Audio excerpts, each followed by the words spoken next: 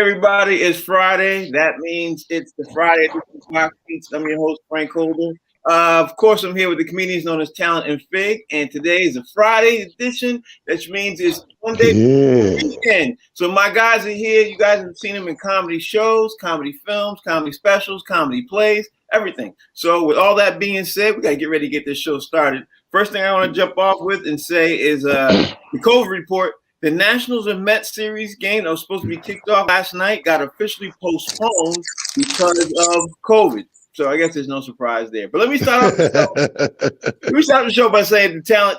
I saw that I saw the Kevin Durant news, so we got to have to definitely talk about that. Bro. Okay, we're gonna jump into that, and I will say I'm surprised I missed that. But let me start off by saying saw the news this morning that East Tennessee State players say they are convinced their coach, Jason Shea, his name is Jason Shea, he resigned because of his support for racial inequality when he kneeled. So he was feeling pressure from East Tennessee State, of course, play management and everything else that be. He decided he wanted to ride with the players. So he resigned because he was getting pressure to obviously be fired for doing that. Now, when you hear stuff like that, and today, it's 2021. Now, it's 2021. When you hear a story like that, bro, what's your thought? He resigned because he was in camaraderie, I guess, with the players. I think that's a ride or die position right there you take, literally. Your job is dead. So you're getting threats anyway that you're going to lose the job. So I guess the best way to save face and have that loyalty, for lack of a better word, I guess I agree with what you do. I would have resigned too. You don't want to go out where someone else controls the narrative or the story. If you resign, you leave controlling your own story, destiny, and narrative. Not only that, Talent, you stand on the right side of what's going on. Yeah, I mean, loyalty. The key word is being loyal to being on the right side. Because we know, Frank, especially in sports, people sometimes don't have loyalty. It's a 50-50 game. Yeah. But here's another thing, too. In the midst of the trial that's going on right now, and he kneeled and he had to resign after that. That's complete. A whole bunch of bad press is going to go towards East Tennessee State. Fig, what do you think about this, bro?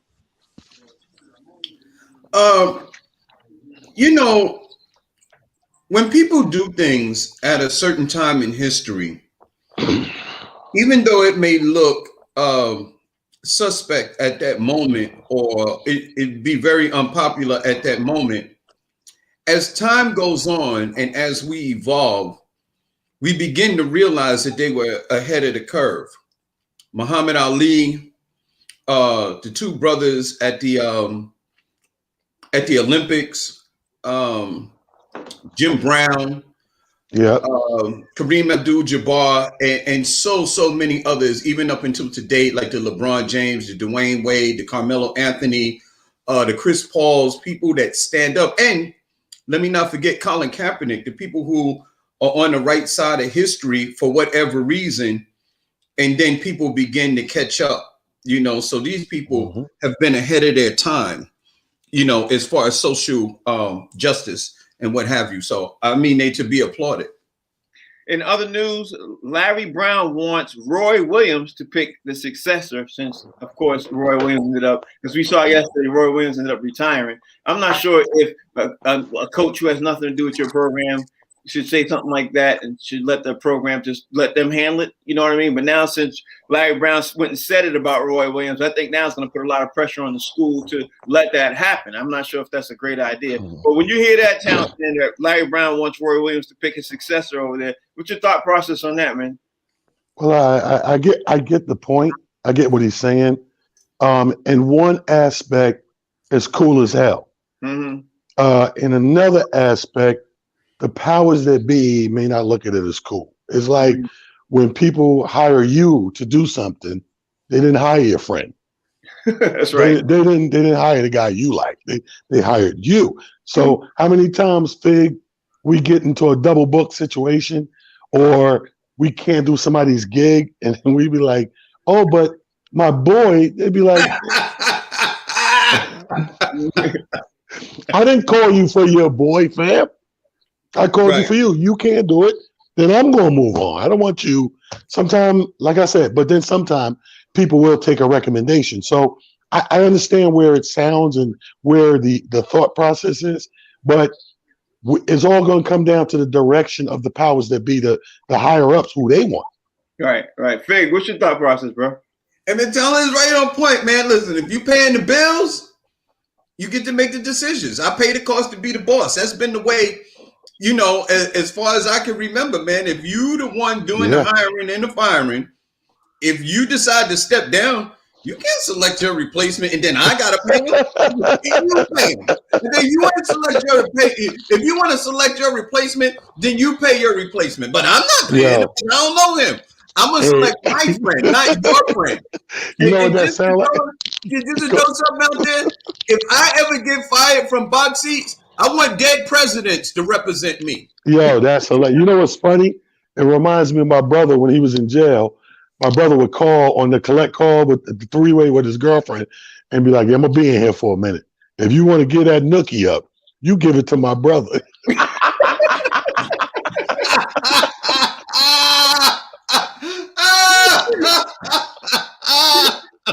So, Tyler, the question is, did you take it? Hell no. First of all, the reason I brought that analogy into play, because the girl sounded just like what we're talking about. She was like, I didn't pick your brother. Like, I'm your girl. Like, how dare you? He was like, I'm just saying. I know how it is out there. I want to keep it in the family. If you're going to bone anybody, you call my brother. First of all, we got totally different tastes. I wasn't going to do it anyway. We got totally different. Yo, talent. We was like, listen, I like stars and you like monstars. There's a difference. That's hilarious. All right, let me keep moving on, because yesterday was Major League Baseball opening day. I definitely want to get this Kevin Durant thing, man. I got to at least say this. The Yankees lost to the Blue Jays. The Dodgers lost to the Rockies, the two teams that were supposed to be, at least, everybody's picking. I mean, I know it's early. I know everybody's expecting everything early right now. But opening day, man, it really looked like a travesty out there, bro. It looked really rough out there, man. And then on top of that, the Oakland A's fans, they've rained tons of boos on the Astros. I mean, tons. They booed every single chance they could get on the Astros, man, yesterday.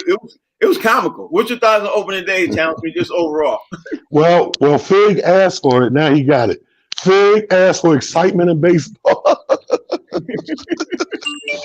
Fig asked for excitement in baseball. There you got it, Fig. Boo! Boo! Listen, I like it. For some weird reason, and I think it has to do with being a New Yorker and coming up like 2 decades through the Apollo. I think it has to do with that sometimes I like a good boo. So I think that it is exciting for it to be opening day and the crowd's just booing and stuff like that. But eventually it has to taper off. It has to settle down. The game has to be played. But I think they got what the fans felt they deserved. Yeah, I definitely agree with that part. Fig, what's your thought process opening day, man? Opening day results. Anything jump out at you? Yes, man. It was horrible. Horrible. This is the reason why baseball is in the position that it's in, because of this. Their rules, man. Listen, in the Yankee game, I'm a Yankee fan, right? So this had nothing to do with that, though. There was a Yankee player that hit a home run. Mm-hmm. And it didn't look like a home run because the guy, he caught the ball and then he lost it out of the glove, but it went over the wall. So because the runner took off and then went back because it looked like the guy caught the ball, we talking 400 feet. You can't really see whether this guy got the ball in the glove or not. But because you can't see what the guy did and it actually was a home run, they turned it into a home run into a base hit. A home run. They turned it into a base hit because of some kind of old school rule that baseball has. How do you take away scoring?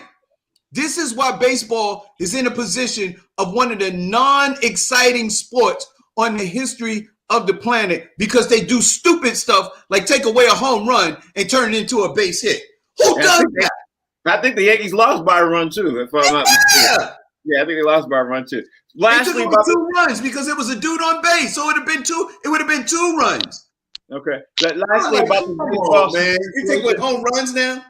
Lastly, about this baseball situation, I want to talk about the New York Mets signed all-star shortstop Francisco Lindor. He signed a 10-year, $341 million deal. He's the third largest contract, and of course, I think it's one of the largest contracts for a shortstop. But like I said, Talon, we had the conversation about baseball and these huge contracts, bro.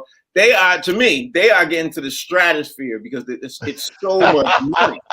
These dudes could literally buy an island with the money they're getting paid, bro. Meanwhile, in another sport, some guy is getting a $10 10-day contract. Yeah, right.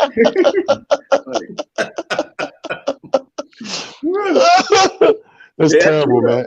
That's true. I don't know, but I think that baseball has always been like that. Again, this is why they call it America's sport, because they deem it, the representation in sports as America's sport, and they've always taken care of the players, from having the best union, from union to payment to salaries to management. Look at baseball. Baseball, they get a manager, and that manager is there for a decade or better. Mm-hmm. You know, when you go to NBA or NFL, they're changing coaches on average 2 to 5 years. Yeah, that's exactly what it is. Yeah. Fig, what's your thoughts? Man,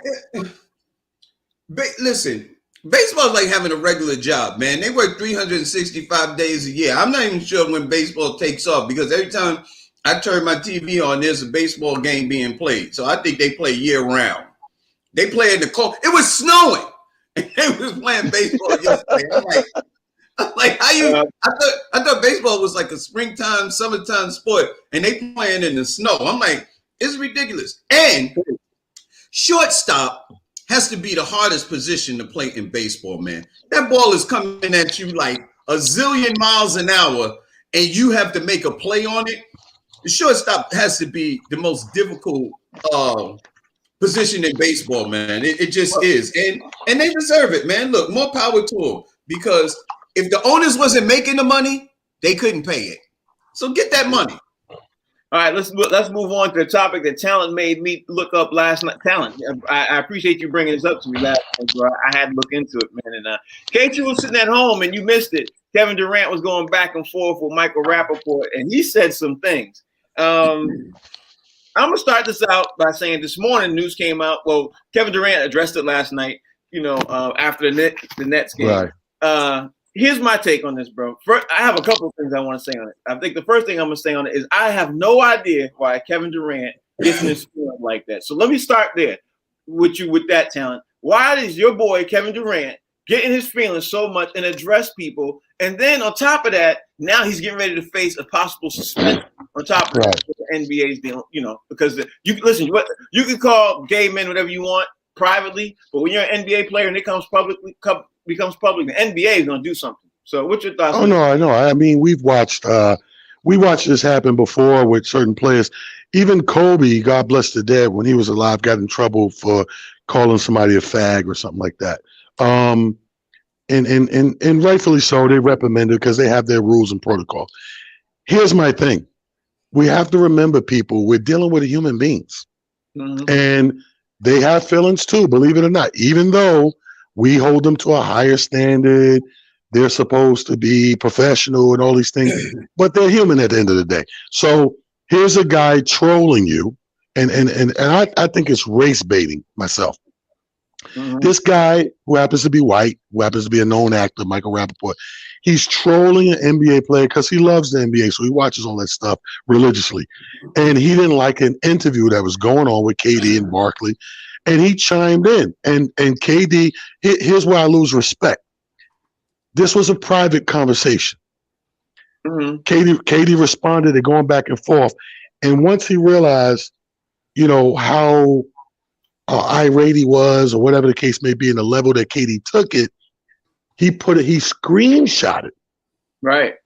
And reposted it for the public to see, and to bring assassinate his character. In fact, he goes, "Oh my, Look, he's supposed to be America's sweetheart. He says, I get threats and stuff like this every day, but never would I thought it would come from KD. And then he screenshots it, puts it back out for the public opinion. That's whack to me. And it's race baiting and it's whack. And now this guy's in trouble. And the reason why I said what I said earlier when I brought you into talent is why does Kevin Durant get into? But I'm gonna come back to that in a second. Let me ask Fig. Because he's human. He's human. No, I understand that, but dude, you and I both know. Well, let me Fig. First, you say what you're gonna say, then I'll bring up my point. Go ahead, Fig. Here's the thing: if me and Talent get into something, and Talent calls me a name, I call Talent a name. That does not have to do with everybody else in the world. Like if I call, oh man, you a sissy, or Talent use the word fag. So if I say, yo man, you a fag, man, that's some gay stuff you doing right now. That's between me and my boy. That don't mean that I hate gay people. That don't mean that I hate the LGBTQ community and stuff like that.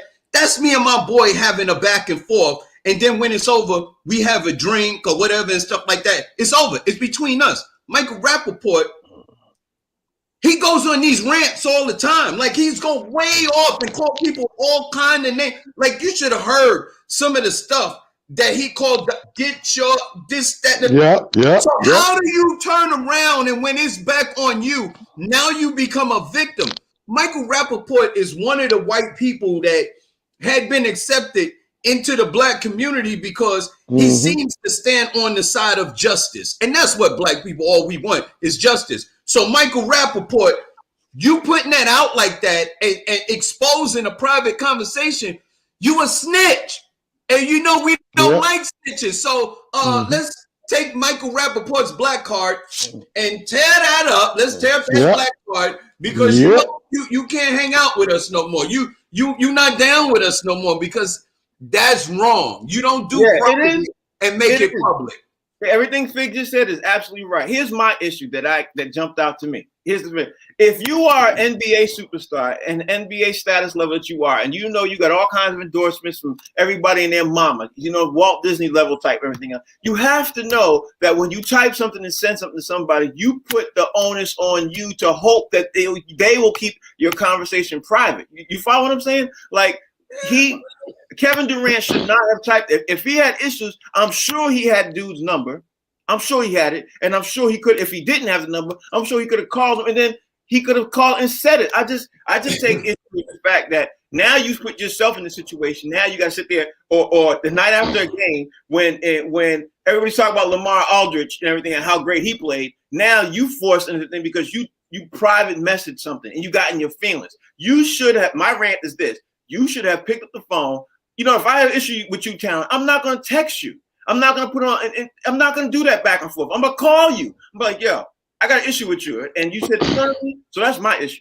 But I mean, that's too hindsight 2020. It coulda, woulda, shoulda. We know what should be and how it should be, but we're talking in a perfect world as opposed to a human being. We don't know what kind of day this human had. We don't know what time of day it is, what they're going through in their brain and heart that they lash out and give their thoughts on something. 90% of the time, I can control myself. Am I human and have I lashed out in my life that I wish I could get back and was in emotions? That's part of being human, Frank. You're asking for a robot. You can't, just because I become a television star or an NBA player, a president of the United States, I'm still human and I'm still subject to mess up. Joe Biden got to get on and off Air Force One on a daily basis to go country to country, state to state, city to city. He gonna trip up them steps sometime. Well, let me just say this. For the record, you may trip, but most of the time, cameras might not catch it if you don't put the cameras there to catch it. You know what I mean? To catch it. Yeah. So but okay, this is how you got to look at it. If you're gonna step back and look at something like that, and we're gonna judge honestly, how many years have KD played in the league? How many years have he had this argument right here, this type of rant, which they came out the next day and called it homophobic, misogynistic. They use words like that to label him, and it's not. A lot of it was, if you look at the whole conversation, a lot of it is simply lost in translation. it can be misconstrued. Like, he's not saying actual gay bashing things to this man. He's using terminology that us street dudes do. Like Fig said, we're not saying we don't like gays, shut the gays down. That's not what that is. That's a vernacular that can easily be lost in translation and interpreted the way you want it to. You know, and here's the thing, here's my point. Michael Rappaport is not a stranger to off the cuff rants. That's what I'm talking about. He does it a lot. He's got videos out there where he's saying some of the most vile stuff about other people. So that's something that he does. And then the second part is he's not a regular dude. You know, You got your athletes, you got your actors and stuff like that. That's sort of like you're in entertainment. You're sort of like on the same level. This is not KD talking to some high school person that's a fan. This is Michael freaking Rappaport. And Fig, he's no stranger to how the black community talks. Exactly. This is what's pissing me off about this. What pisses me off is you have flipped the narrative and spin it into this white victim of homophobic slurs, of misogynistic slurs, and that's totally not what this is. It's not. And I'm not sure. I don't even think Michael Rappaport. I could be wrong because I ain't following it like that. But I don't think he's a gay man. He's not gay, right? He's married. He said he threatened me and my wife. Yeah. And look, you know the difference between a real threat and somebody talking crap. Like if Joe Blow threatened you and you don't know who they are, you know what I mean? That's different. You know KD ain't coming to do nothing to you. Like Michael, like really do you think Kevin Durant, the next time he sees you, he's gonna physically accost you? Like really? Is that what we think about? Like KD is that dude? We know KD is not that dude. Now, if Meta World Peace, he was going to do something to you, then you'd be like, yeah, I might want to call the authorities. If Charles Oakley said he was going to punch you in the face, the next time he's going to... Even Shaquille O'Neal, as big as he is, if he say the next time he see you, he going to punch you in the face, you know Shaq is not going to... Muggsy Bogues sent me a threat just the other day. and now you got your ankles all covered up. The funny thing is that this ain't Kevin Durant's first time, saying something that went public. That's my issue. Like that's why I hear everything y'all saying. I get it. Right. I understand that. But this ain't Kevin Durant's first, trip to that rodeo, bro. He knows when he says something, he could be put on blast like that. So he gave Michael Rappaport the power. That's my whole thing. He gave him the power. You know what I mean? And then all of a sudden, he allowed Michael Rappaport to be able to take that power and make him look like really bad right now. Because now, out of everybody who's complaining, and not everybody, who's the one sitting in front of the podium with all the cameras? You know what I'm saying? Yeah, but you got to look at it like this, Frank. Good people, every time that we allow somebody to come around us, we kind of, in essence, give them a little power. You can have a couple over for dinner. You guys are married. You can have another married couple over dinner, or invite each other. Once that person comes in your realm, you kind of give them some power and you're at their mercy. Fig could have too many drinks at your house and do something crazy, and guess what? People are going to say, damn, Frank, why you invite him over? You didn't know Fig was going to do that. But at that part, now he got the power. It happens. We're people. We're human. It does. I'm not even lying. All right, so we talked about that enough, man. I wanted to get out there because at the end of the day, bro, I was like, whoa, after I read that story, I see why you wanted me to bring it up. I completely get it. Now let's move on to the NBA because we got to talk about a couple of things. Denver defeated the Clippers last night, man. Denver's climbing in ranking. You know what I mean? They're now the 4th seed. They're doing really, really well. Rondo is now coming up there. So I guess my question to you, Tom, is Rondo going to provide that spark that they're missing? Because Denver's getting better and the Clippers are getting worse. Let's be honest. The Clippers are falling. What you think? Well, I think the Clippers will be fine. I think Rondo comes to town, rights that ship, because, again, we said this 100 times. That floor general is what's missing. I think a lot of times Kawhi is forced into the floor general role when Kawhi is really at his best moving around. Right. When Kawhi is moving around that court, all things are possible through Kawhi. But when you slow him down and say, okay, Kawhi, orchestrate the offense or push the ball. Somebody brings it up. Kawhi swings to the top, give him the ball, and now reboot and start the offense. First of all, that's stagnation. Second of all, there's no real bona fide floor general. With Rondo, that changed overnight. Now, Rondo suits up. We already know what Rondo's going to bring. And you got to realize, at this stage of the season, technically, we really are in playoff mode right now. Mm-hmm. We're the only difference is these are one-offs as opposed to 7-game series, but we're there now. So when Rondo suits up and come in there, he's already, people always say playoff Rondo. Yeah. He's going to be playoff Rondo. Yeah, he's going to have to be if he's going to get right away. Yeah, right away. He's going to have to be, especially as they keep falling and falling and falling. Fig, what's your thought process on everything we just said? First off, I believe Denver is for real. If they didn't show you last year, you seeing it this year. And the thing about it is that they got better. Jamal Murray got better. You saw him emerge last year as somebody, as a star and somebody to be reckoned with. Michael Porter Jr. is a monster.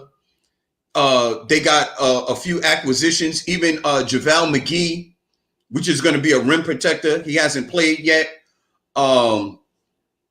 Gordon. Those guys are forced to be reckoned with, man. And you cannot overlook Denver. Nobody really is like, oh, man, yeah, we want to see Denver in a 7-game series. No, you don't. No. And the thing with Rondo, he does make things better. The thing right now is that what is said about the Knicks, they don't get easy baskets. You know what I mean? A floor general makes it possible for you to get easy baskets. You get an opportunity to get some layups. You get to run the floor a little bit, and you're not always so methodical in your approach to the game. So I think although Rondo is going to make the Clippers heads and tails that much better, I still think that that Denver is a force to be reckoned with, man. I think you got to look out for them because they ain't no joke. Speaking of floor general, let me just say this.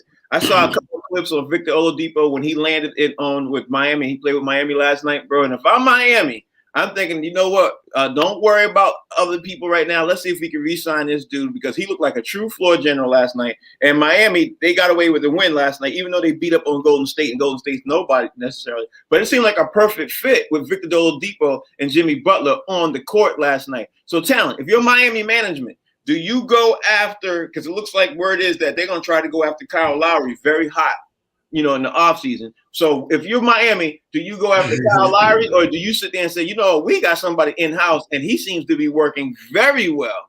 I mean, very well with Jimmy Butler, even though it's one game. Right. You got to like what you see. Why we can't have both? I don't see why you can't do both. I think because Victor can play off of Kyle Lowry. And then, Jimmy, that small forward, that's a hell of a 3 right there. Mm-hmm. I would love to see that happen. But if the question is, do I just get rid of Victor and go Kyle? That's a little tough. I'm going to stay with Victor. I would stay with him if I got the option. I know what I'm getting with Victor. So I would stay there. Kyle Lowry, like Fig said earlier in the week, he's ticking. His time is ticking. So I like seeing him added to other help and not just being that guy now. I think he's at that stage where, he becomes now an ingredient in a good cold bowl of grits, if you will. You know what I mean? You got butter, you got sugar, you got the grits. You can't let that get too hard. You get them lumps in the grits. It's never the same. So I would stay with Victor. But if I could add Kyle Lowry, that's a trio. It really is, bro. I don't even know how anybody else who couldn't see it like that. Fig, what's your thoughts? That's a trio, yeah. Yeah. Fig, what's your thoughts?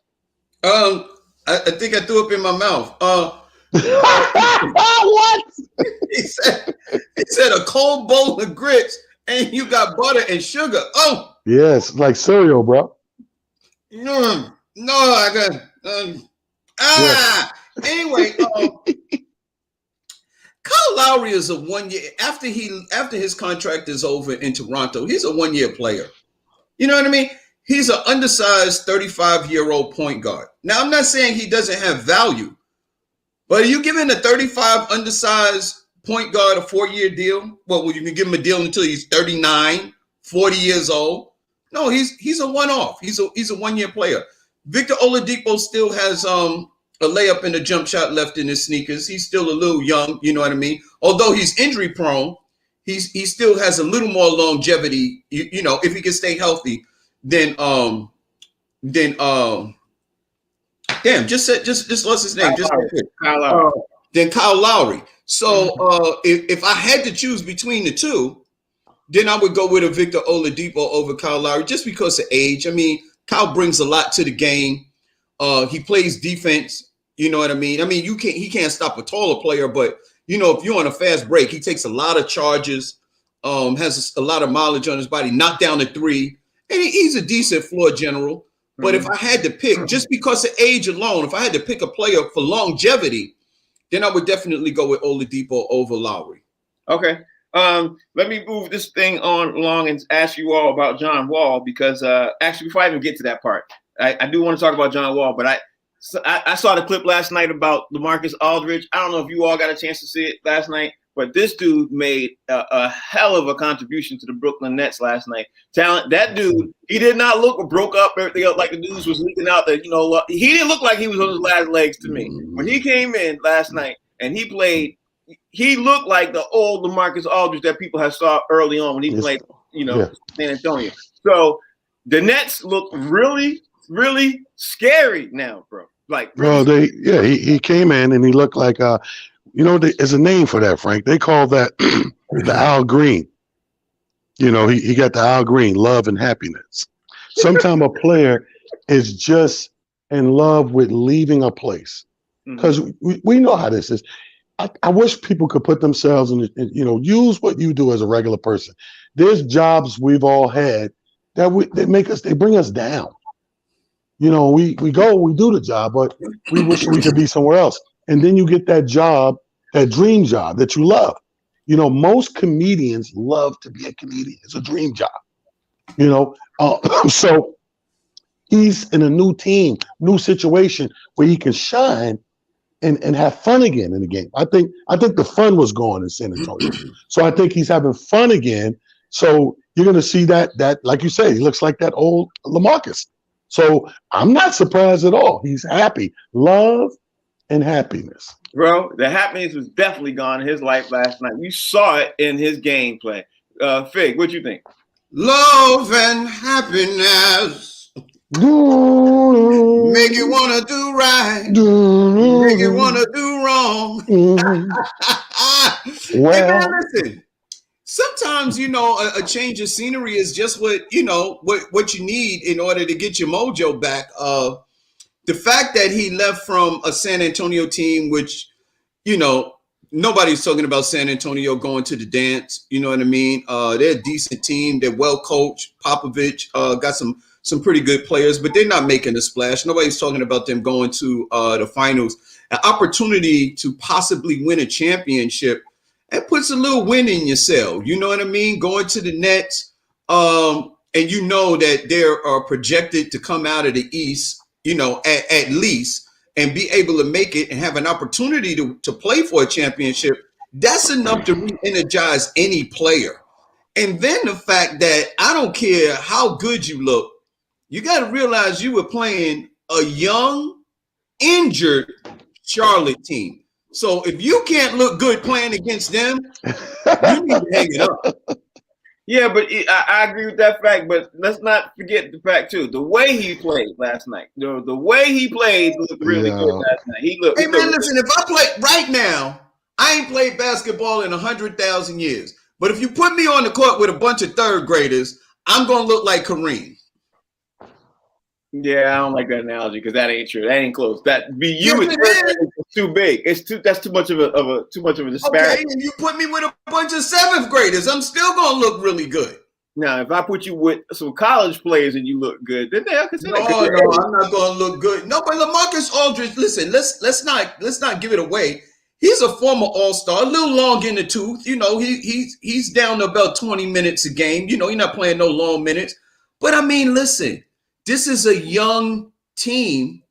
You know, they're not projected to do anything. And plus, their point guard is injured. He's out. You know what I mean? They're not even they're not the best team at full strength, and they're not at full strength right now. So I mean, I understand your point, but I'm not talking about the overall whole of the game because I get that part. I'm not talking about what I'm saying is the way he looked, the way he was on the box, the way he shot, the way he gets some rebounds, the way he did some assists. He looked phenomenal. I'm just, focusing on his play, like, because you're right. You know, if you match up team against team, yeah, of course you're supposed to beat them.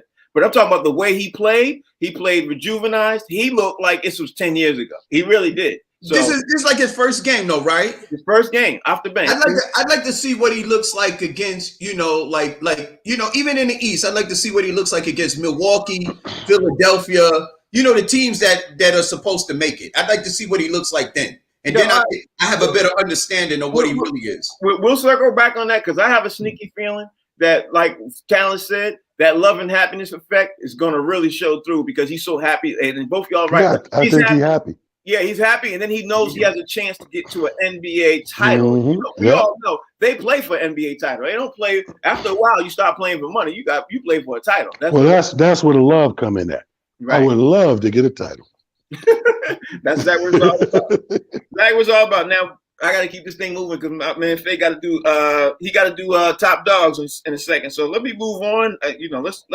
Let's move on to the NFL because and then we come back to the NBA after top dogs. In the NFL, my man Cam Newton, he started to do something last night that I forgot to talk about yesterday. Actually, started the day before yesterday. He got hired by BET Digital. He is about to do a new talk show, and his first talk show was with Steve Harvey. If you got a chance to see it, y'all, it was kind of fly. You know what I mean? If you saw a couple of clips, like I saw a couple of clips on that.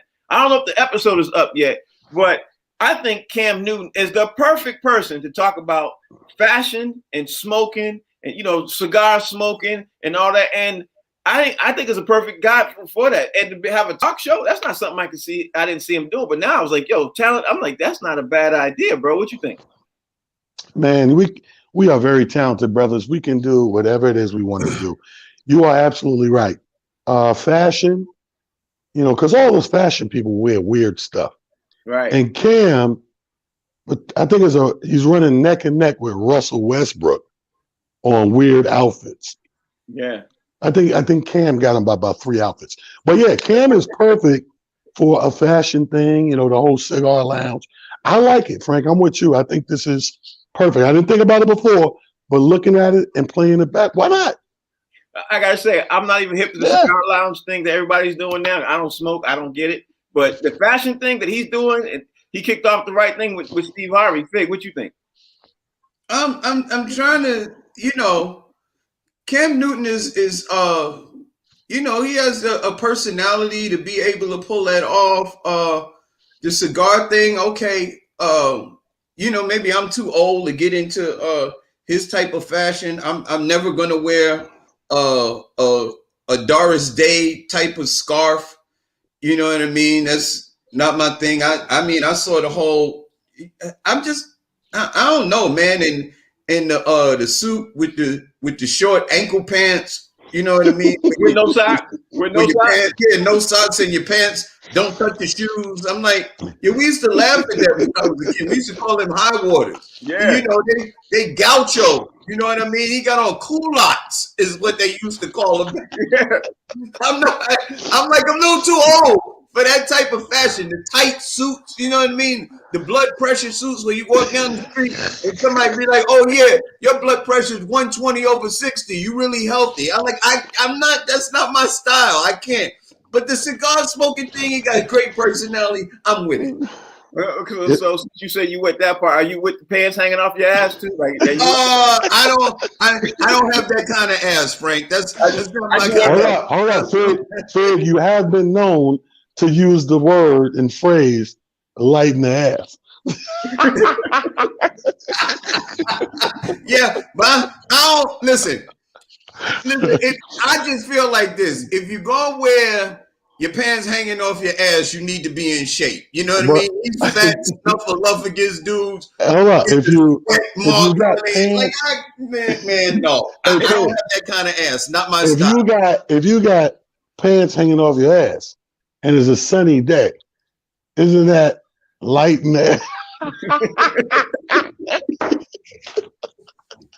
You know what I don't understand? These dudes do when they have their fans and falling down so low that it affects the way they walk and stretch their legs. Yeah, man, that's ridiculous. And you know what cracks me up? The criminals that walk around with their pants hanging off their ass and their sneakers untied, and then when the cop catch them, you wonder how you got caught because you were undressed. That's why. Yeah, you wasn't run ready. Yeah. Let me keep this going on, man. Let me keep going because I gotta talk about Aaron Rodgers because yesterday we talked about him and we talked about some issues he was having with his contract. He's doing some contract issues with the Green Bay Packers and everything else. So my question to you, Talent, is going to be this, man.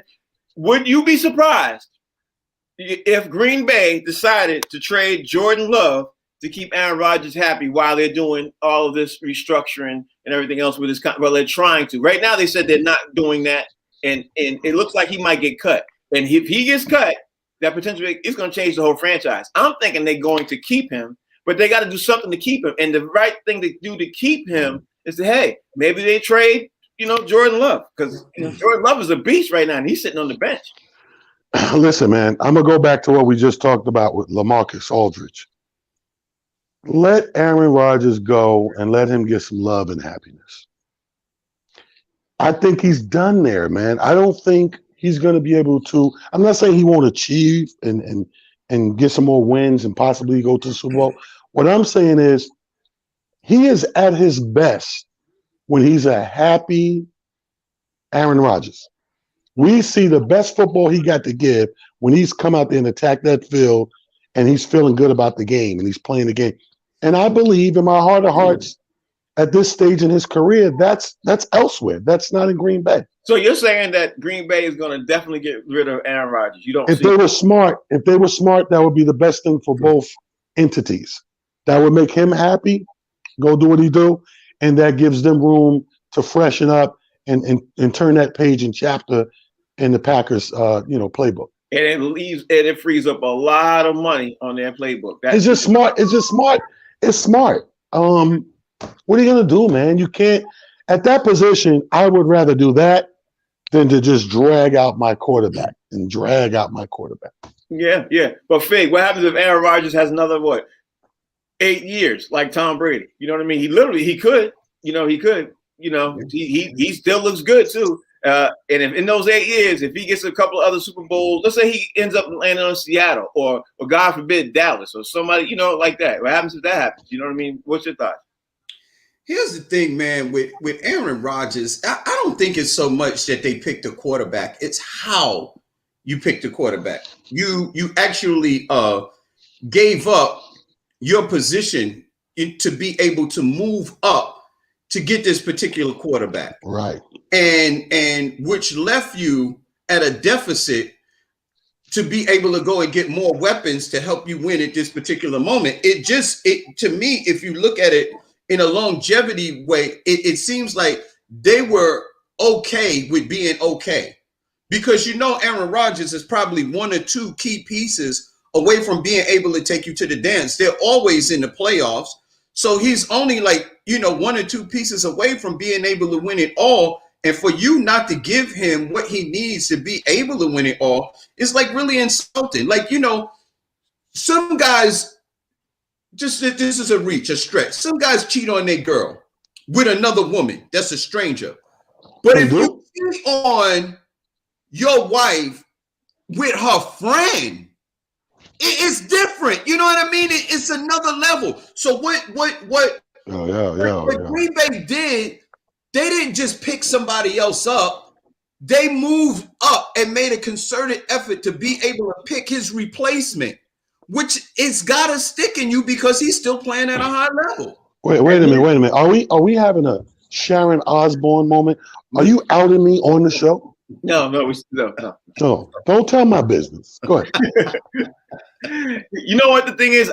This is what I think that's bothering him. Honestly, all Real talk, this is what I think is bothering him. I think the fact that's bothering him is that Tom Brady has gotten to so many Super Bowls, and he knows he's physically better than Tom Brady. Yeah. And he's probably one of the physically best quarterbacks to ever play the game. And he's getting ready to end up with only one Super Bowl under his belt. You know what I mean? It's bothering him. Yeah, it's bothering him. And 15 years from now, here, check this out. 15 years from now, people won't remember that. The next generation, they won't remember how good he was. You know what I mean? Or 10 years after he retires, all they will do is look at the stats, look at the vote. Yeah. Brady was this, Aaron Rodgers was this. You know what I mean? That's what's going to happen. Why don't he just do like we do in the hood? You know what I mean?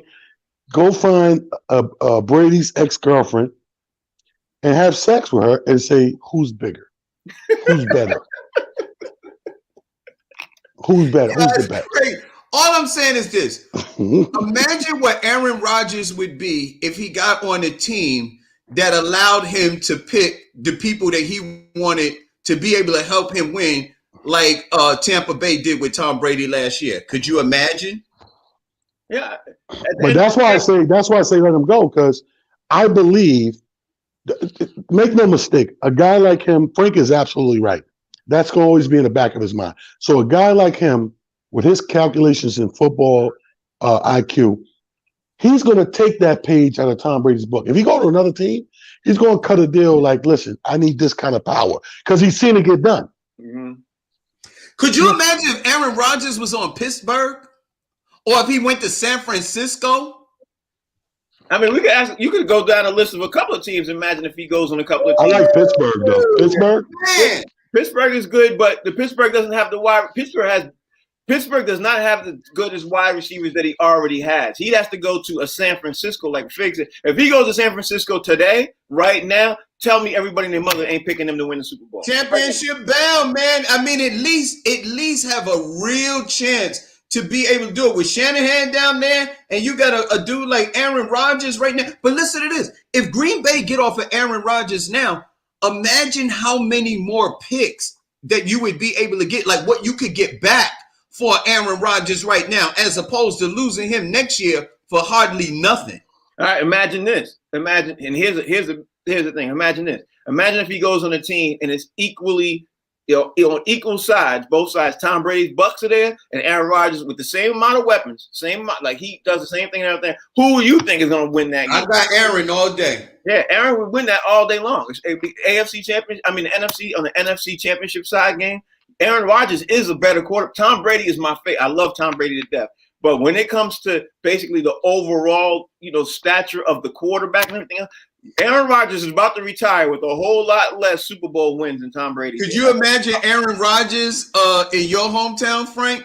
Yeah. With Bill Belichick? Right now? Yeah, that'd be. Or even in Miami. You put Aaron Rodgers in Miami right now with what they got. Yeah. But here's the question of the year. Let me see how much stats y'all know. Who's better, Aaron Rodgers or Buck Rodgers? Damn, Buck was not bad. You know what I mean? He went to Mars and everything. He ain't bad. Buck Rodgers was that dude, son. Yeah, Buck Rodgers was all world. Yeah. So, Fig, you ready for the top dogs, bro? No doubt, baby. Listen, if you're an animal out there, you gotta love the top dogs, baby, because this is the 5 top dogs of the week. And I searched high and low. I know yesterday was opening day for Major League Baseball, but between COVID and bad calls, I couldn't find no baseball players. So here's my 5 top dogs for the week. You pick yours, this is mine, and let's compare notes. First top dog I got on the list, ladies and gentlemen, my man PG-13 did the damn thing, dropping 24 points, 9 rebounds, 9 assists. The Clippers versus the 76ers, 122-112. He was in his bag that day, man. PG showed up, man. He was PG-13. Next on my list, I got my man, the young gun himself, Zion Williamson, baby. He put it down, dropping 28 points, 8 rebounds, 3 assists. Pelicans versus the Celtics, man, 115-109. When that kid plays, he's like a man amongst boys. He's a different breed. Next on my list, ladies and gentlemen, I got my man, Mr. Kawhi Leonard. He was doing the damn thing, dropping 23 points, 9 rebounds, 8 assists.